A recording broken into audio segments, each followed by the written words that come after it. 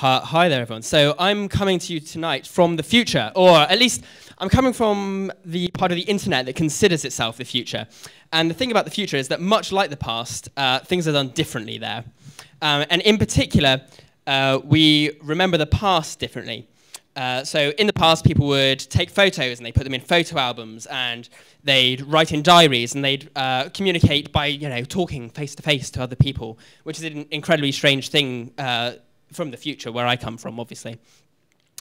So how do I communicate with people? Well, I use Twitter and I use Facebook, like many of you here, and I use blogs, and I don't just have one blog. I have a blog for myself, and I have a blog at work, and I have a blog where I write down every day how often my little boy changes his nappy.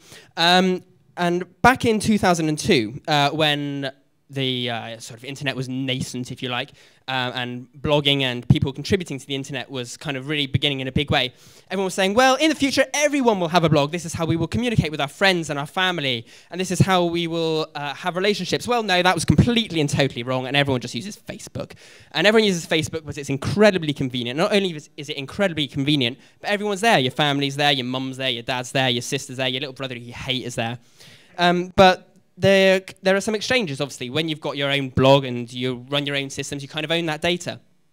And when you're using Facebook, Facebook own that data. And so have we really considered what that really means? And in particular, have we considered what that means for posterity? And by posterity, I mean, it's all very well having Facebook, but the nice thing about diaries, physical diaries that you can write in, is that they last, and they last over time, and you can hand them to people, and people can take them. And if your Facebook account gets deleted, or you die, or something, heaven forbid, obviously, then you have no way of accessing that data.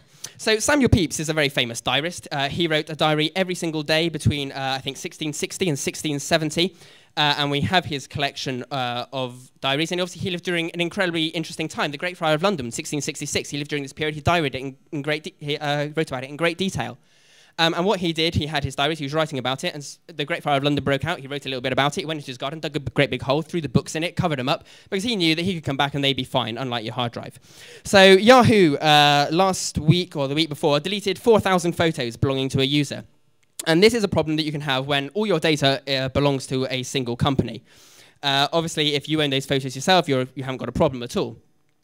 And it's not just Yahoo that has issues like this. All these companies are companies who have gone bust or needed bailing out or have been in some kind of trouble. These are big-name companies. You talk about them 10 years ago, it would be crazy to think about someone like General Motors needing multi-billion-dollar bailouts in order to stay around. And you might be thinking, well, why do I need stuff to stay around? All I post on Facebook is how much I like Doritos. Well, you're not the only person who uses Facebook. This is my little boy again, and this is how I let my family know that, he's been born. A couple of hours later, I posted some photos to Facebook. And many people here, families do the same kind of thing. But Facebook don't care about that. They want more than that. They don't care about the fact that you might print out some photos and put them in a photo album and put them on a shelf. They want all your memories. And the problem with them having all your memories is that they have all your memories. So what we've got here is Pepys' diaries. These are well, not quite the real things. Pepys wrote in incredibly obtuse shorthand. These are translations of Pepys' diaries. And these are the real physical things. You can go to museums and libraries and you can check them out and you can read them. That's incredibly dull. So a guy called Phil Gifford is putting them online, just like a diary, individual entry, day by day.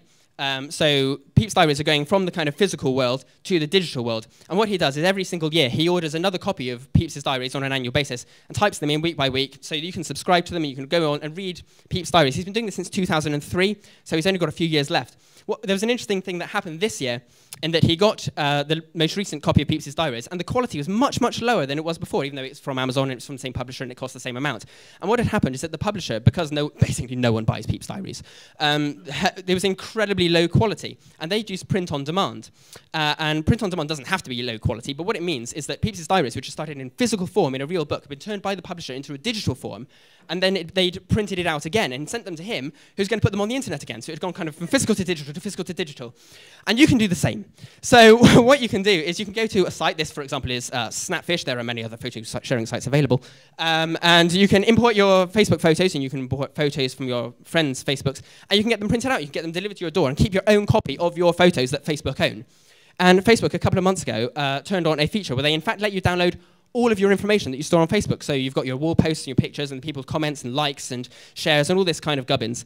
And at that point, you've got it, and you can do anything with it, which you couldn't do before.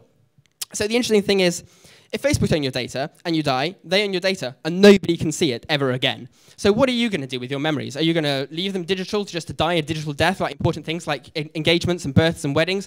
Or are you going to print them out and turn them into a physical version that people can share and keep for all time? Thank you very much.